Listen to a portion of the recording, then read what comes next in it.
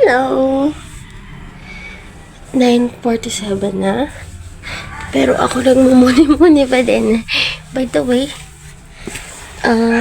may work ako mamaya.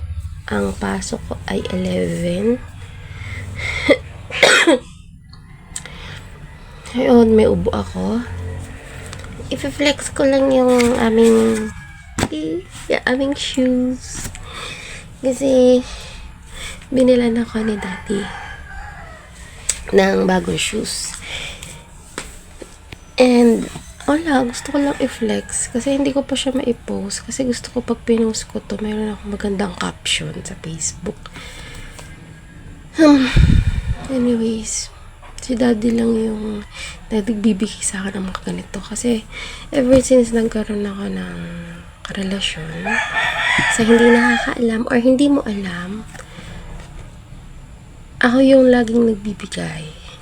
Makita man nila to or kung ano man, or if i-upload ko man to soon, or hindi ko na alam kasi wala naman akong balak to i-upload. Gusto ko lang meron akong souvenir kasi nga ipakikita ko to.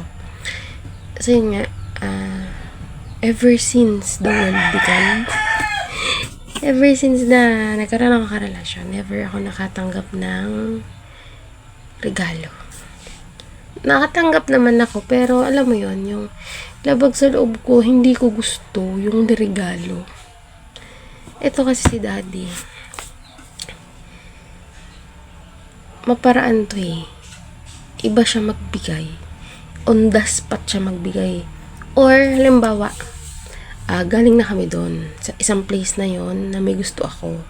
Or sa isang bilihan na pagkain na may gusto ako. Pag sinabi kong gusto ko yun, dahil wala kaming money pa nun, magugulat ka na lang isang araw, ibibili niya yun, magugulat ka na, dito na lang yun. Andyan na lang siya. Sabi ko, syempre matatouch ako. Kahit naman sino sa atin na regaluhan ng bagay na gustong gusto mo, tas galing pa sa taong mahal na mahal mo, matatouch ka. So, masyado nang mahaba. Pakikita ko lang yung shoes. Una kong ipakikita is yung shoes ni Daddy. It's World Balance. Nabili lang namin siya sa Rogue. Hindi ko pa alam na makakabili din kami nito. Kasi nga, ang alam ko lang nang bibili kami ng charger. May story pa nga sa likod ng charger na yan Alam ko kasi charger lang talaga bibili nun. Since nawala kasi yung charger niya na binigyan ko kasi siya ng bag na black. Kaso nagpatak sa pagde-deliver niya. So, syempre, ang mahal-mahal kaya ng charger ng iPhone. Tapos wala naman mabibila ng charger dyan sa mga bangketa. Kung meron man, hindi ganun kaganda. Sisira lang din yung iPhone niya.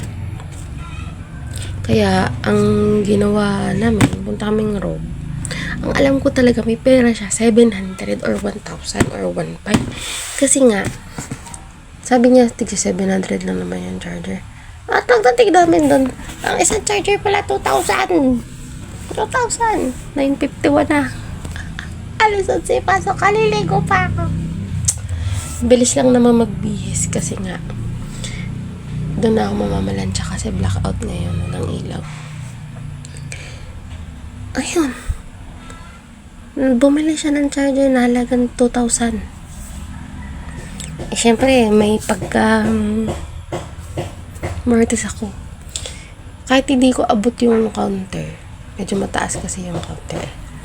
Kahit hindi ko siya abot, pinilit kong sikapin kasi sabi niya Gcash payment. Sabi ko, ba't Gcash payment? Ba't kaya?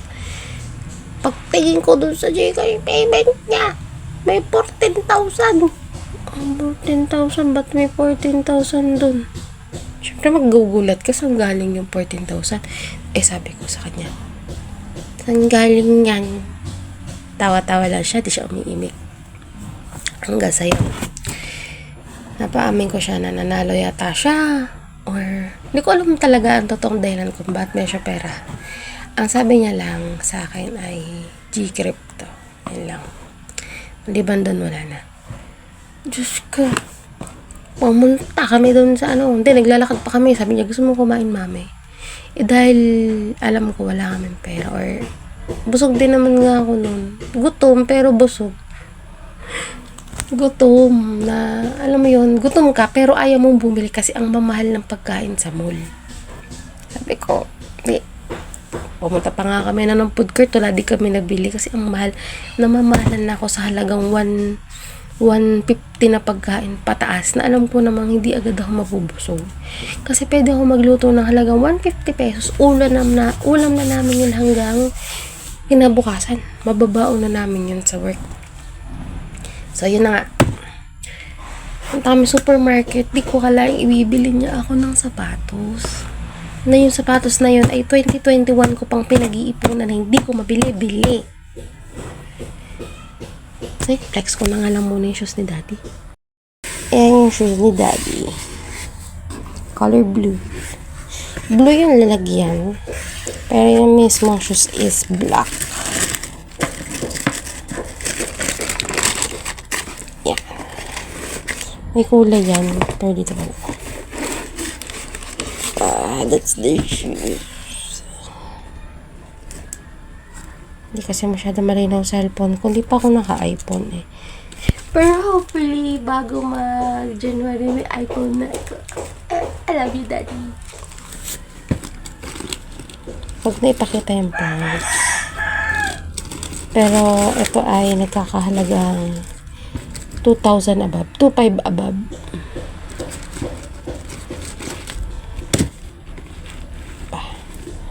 Ganda niyan. Black. Oras na ba? Ay, nakita ba? Hindi. Hindi nakita yung price. 950 pa rin. Yan. Siyempre, dahil shoes yan, dalawang pares yan. Isa lang yung ipakikita ko. Siyempre, kasi diba, paano ba ito ibalik? Yan, o. Dalawang pares yan. Yung isa lang yung pinakita ko kasi magkaparehas naman yan eh, o. Paano ba ito ibalik? Yan.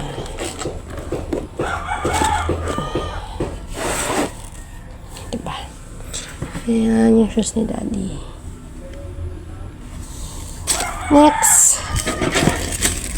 Next ko naman ipakikita yung kanina ko pang binibida-bida na shoes ko.